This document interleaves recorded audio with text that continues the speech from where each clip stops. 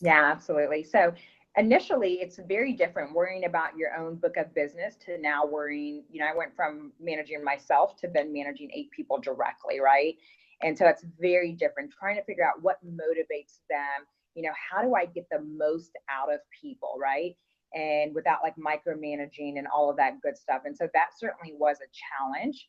I'm naturally just a hands-on person. And so I was trying to figure out how do I get the most out of each individual person, trying to figure out how they like to be managed and led. And so that's definitely was a learning experience. And it's interesting because I just promoted one of my individual contributors who was a stellar account executive by the name of Leah Dixon. And now she's in a leadership capacity. And it's really interesting to see, some of the challenges she has as well, right?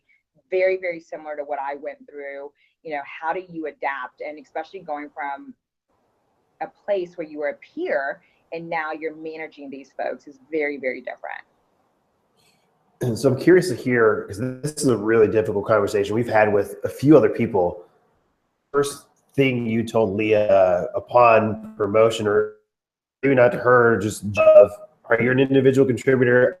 I went through it. It was hard. I out, or do more of this. What's the first few things? Yeah, so a couple of things there. I told her it's going to be really, really difficult, probably for the first quarter. Hitting a team number, we're responsible for quota each and every month. We're on a monthly cadence. That's a challenge, of its own. But then to get a team to rally behind you, to follow your vision, that's another thing, to make sure that you're likable while at the same time driving results. So some of the things I told her is, make sure that you're adapting to the team. And when I mean adapting, it's just not being nice. It's what motivates each person, because it's very, very different across her team of 6 folks.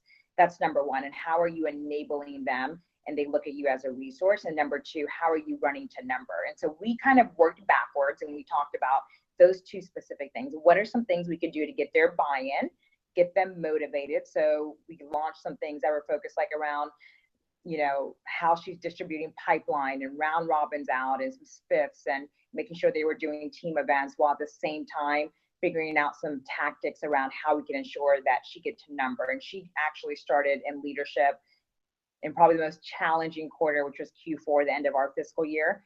And so there were some challenges there, but she did really, really well.